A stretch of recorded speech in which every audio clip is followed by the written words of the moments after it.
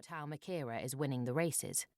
Ari holds out until she's rescued by Reed, who knows about Mikira's admission to Taliana, and takes the ring from her. With tensions running high, the final race arrives, and it takes all of them working together for Mikira to win. With her victory, Damien secures the rights to the Illinir and submits them for his family's ascension. Shearer all but forfeits the competition, while Loic makes a desperate attempt to win by killing Rezek's father. But their father names Damien heir, and Loic is arrested. Broken and humiliated, Rezek retreats into seclusion, unbeknownst to Mikira, who attends the final Illinir ball in hopes of cornering him to free her father. There, Taliana introduces her to Princess Aisling, revealing they're part of a growing rebellion that wants Mikira to join. And when Damien discovers that Mikira is the one who caused his arrest and excommunicates her, Mikira agrees to hear out the rebels. As the ball ends, Damien uses the royal boon granted to the Illinir winner to replace House Kelbra with House Adair as a greater house. But Ari isn't fully present to witness it, as her body is no longer under her control. She finds herself taken to an alcove with another Rakari, where Rezek Kelbra awaits, his eyes bright white, and there she realises the heretic she thought was bonded to the Rakari is actually possessing her, and there's one controlling Rezek too. Part 1. In the end, the heretics destroyed everything the Harbingers had built. Lysaren's schools crumbled to ruin. Rak's observatory was left to rot. The wisdom Skylus imparted was lost to time, and Aslier's once vibrant hope withered. Humanity was lost. Chapter 1. Ariel. Ariel didn't feel like a monster.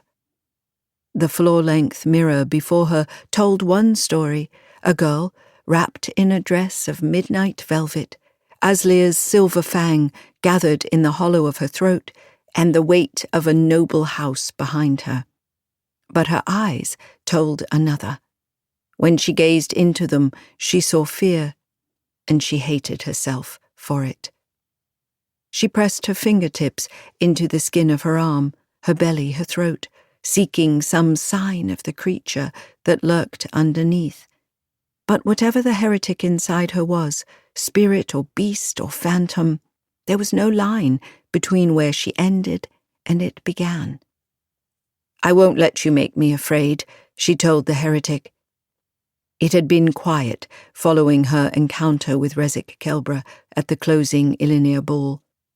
Ever since Ari had realized that the century-old enchanter's spirit wasn't possessing her Saba's spellbook, but her. It had been a week since that night, and the secret of Rezek's offer weighed on her more each day. "I can give you answers," he'd promised, his eyes the white to fresh snow from the magic coursing through him. But she knew better than to trust Rezek, and Damien would never forgive her for accepting the help of his greatest enemy. So she'd run.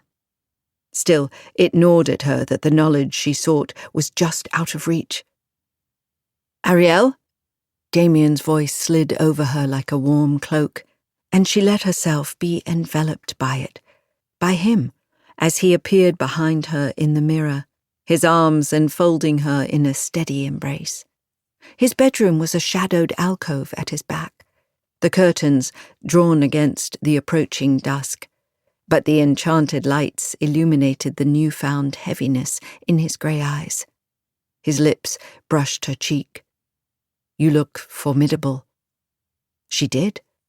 Her hair had been woven into a braided crown, loose curls spiraling around her face.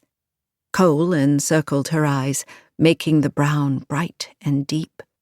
She wore a black dress, embroidered in white and silver thread, the mirror image of his charcoal waistcoat and black satin-lined jacket.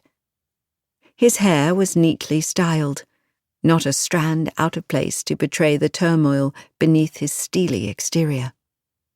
Ari turned inside the circle of his arms, her hands sliding past the Lonlara revolvers holstered at his ribs before her fingers locked in the small of his back.